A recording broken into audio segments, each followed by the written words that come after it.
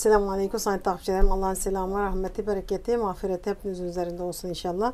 Bugün sizlere yine çok şifalı iki tarif. Bugün bir tane değil iki tarif vereceğim inşallah. Videoma geçmeden beğenilerinizi, yorumlarınızı mutlaka bekliyorum.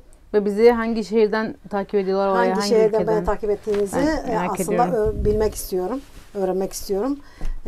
Bana eğer yazarsanız yani ki çok mutlu oluyorum. Çünkü çok merak ediyorum. Yorumlarda buluşalım yine. Evet, yorumlarda buluşalım. Buyurun şimdi tarifimize geçelim. Şimdi burada bir tane limonum var. Benim organik limonum. Ama siz organik bulamazsınız diye kaseme ilave ediyorum ve şöyle bir tatlı kaşığı karbonat üzerine koydum. Su ilave ediyorum. 3 dakika bekleteceğim. Size geri dönünce limonumuzu suydan alıyoruz. Karbonatlı suyun içinde güzelce kuruttum. Şimdi ne yapıyorum? Bunu tenceremize 1-2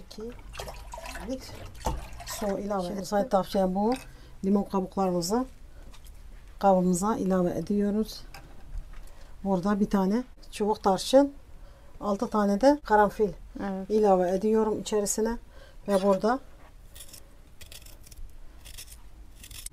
bir tane ceviz büyüklüğünde zencefil soydum ve içerisine bu şekilde doğruyorum. Altını açıyorum. 10 dakika kaynatacağım. Yani kaynamaya başlayacak. Kaynamaya başladıktan sonra 6-7 dakika kaynatıp sonra aşama aşama zaten paylaşacağım. Bu kürü ne için yapıyorum? Ciğerleri temizliyor ve iltihabı yok ediyor. Mutlaka takipçilerim, mutlaka herkes bunu kullanmasını tavsiye ediyorum. Şimdi bunu ocağa koydum ve burada bir tane limonum var. Bunun kabuklarını şeylerini aldık ya. Bunu da bu şekilde kesiyorum. Bunun suyunu alacağım. Bu da lazım bize. Bu arada bu tarifleri kronik hastalığı olmayanlar denemesi gerekiyor. Yani evet, ya da ben yazacağım zaten. Evet. Yani kim kullanabilecek? Bugün iki tarifi birden vermeye çalışacağım inşallah. İnşallah herkese faydalı olur. Diğer tarif de bizim sürekli yani yıllardır hep yaptığımız ve hepimiz. Evet, bu tarifleri biz her zaman yapıyoruz. Evet. Şimdi diğer yapacağım tarifi Arzu'nun dediği gibi, Arzu Hanım'ın biz eskiden beri biz yaparız bu tarifi ve inanılmaz bir faydasını görüyoruz. Aynen. Kaynadı. 10 dakika kaynattım ben bunu. Şöyle. Ve ben bunu şimdi altını kapatacağım. Burada bir limon suyu içerisine katıyorum. Ve üzerini kapatıp 5 dakika dinlendireceğim. Şimdi burada çayımız demlendi. Bismillahirrahmanirrahim. Bu şekilde. Şimdi sayın takipçiler ilk sıcaklığı çıktı. Şimdi bu biraz ılıdı. Bunu sıcakken balı koymayın. Biraz ılıdıktan sonra balınızı koyun. Bu şekilde ve karıştırdık. İsterseniz balsız da içebilirsiniz.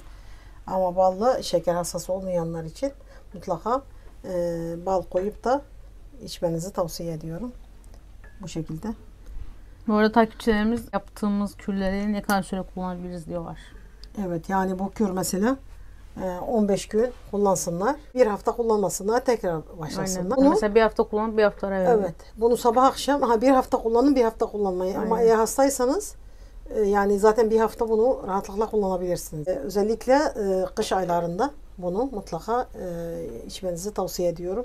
Şimdi çayımız hazır. Bu günde 2 defa. Sabah akşam içebilirsiniz. Şöyle ben şimdi ama akşam daha güzel oluyor. Sizin önünüzde tadına bakacağım. Çok güzel, lezzetli. İnanın ki inanılmaz bir lezzeti var. Sayın takipçilerim, ben şimdi diğer tarifime geçiyorum.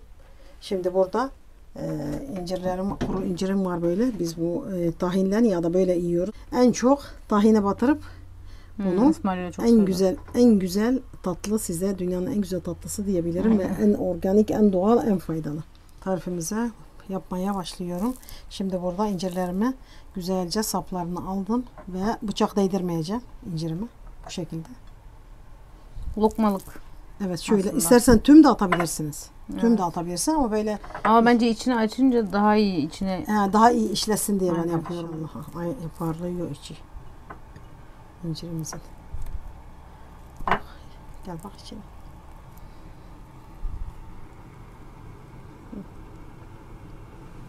Bu şeyin sapını koparmamışız. Sabahları aç karnına her gün Bir incir kadar değil mi? Evet, bir incir. 2 incir de yiyebilirsiniz ama bir incir yeterli yani. Azıcık yağından da zaten yağın içinde işlemiş ya.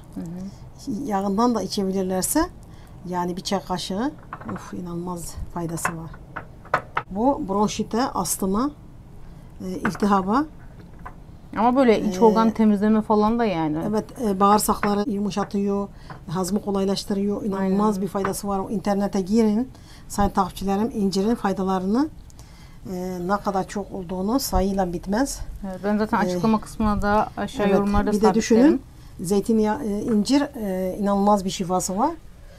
Zeytinyağın da zaten altından daha değerli. İkisi bir arada olunca bu inanılmaz iki şifa kaynağı. Bunlar. İncilerimizi güzelce kavanozumuza yerleştirdik böyle. Mutlaka bunu herkes yapsın. İnanın ki herkes bana dua edecek. Bunu her gün sabahleyin aç karnına bir incir kadar, yani buradan 4 dilim alabilirsiniz ya da 2 dilim. Yani bir incir kadar işte. Ve bunu gömülecek kadar, hani ölçü olmaz. Üstüne gömecek kadar zeytinyağı koyacağız.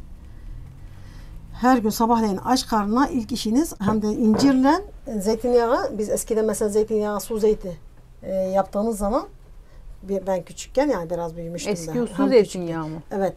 Biz ona tatlı su zeyti diyoruz. Onu mutlaka ne yaparız? İnciri alırız. Yağın içine batırıp böyle yeriz. İnanılmaz. Aynı sanki cevizden daha lezzetli. Sanki içine ceviz koymuşsun. Şimdi bunu bu şekilde bak, üstünü gömülecek kadar, kapatacak kadar koyduk. Üstünü kapatıyorum. Bu şekilde. Beklemesi gerekiyor mu anne? Aslında normalde eskiden ben yapıyordum. Akşam yağa bir tane incir koyuyordum. Sabahleyin yiyordum, başkasını koyuyordum. Ama bu şekilde de aynı şey. Yani akşamdan yapsak sabah yiyebiliyoruz. Kesinlikle. Yani bu böyle bir hafta bu yeter. Bir hafta. Tekrar koyun. Tekrar aynı devam ettirin. Bunun hani hiçbir yan etkisi yok. Özellikle bunun büyük bir şifası vardır. Evet. Bunu 3-4 ay bunu devam ettirin. Emin olun ki astımı yok edebiliyor diyebilirim size. Aynen. Astımı, bronşiti, vücutta ne iltihap varsa hepsini atıyor. İstiyorum ki sizden rica ediyorum, internete açın ve incirin ve zeytinyağının faydalarını. Evet, bir de ikisi birleşince çok başka bir şey artık oluyor diyecek zaten. bir söz bulamıyorum. Bu büyük bir şifa. Şöyle yakından Şimdi- gösterebilir miyim anne? Tabii ki. Şöyle. Bu böyle yağın içine koydum. Bu şekilde. Bu hazır. Evet, bu şekilde. Bu kadar. Yani 2 parça, 3 parça incir yiyebilirsiniz. Afiyetle ve şifa bulun inşallah. Şimdi ben bunu yemeden duramıyorum. Ama şu an onu yemeyecek anne. Ama Arzu'nun gözü benim üstümde. Bunun üzerine biraz daha yağ koyacağım. Ben göstermek için açtım. Şöyle biraz daha. Tam üstüne gömecek kadar aşağı biraz inmiş yağ. Bütün hastalara Rabbim şifa versin.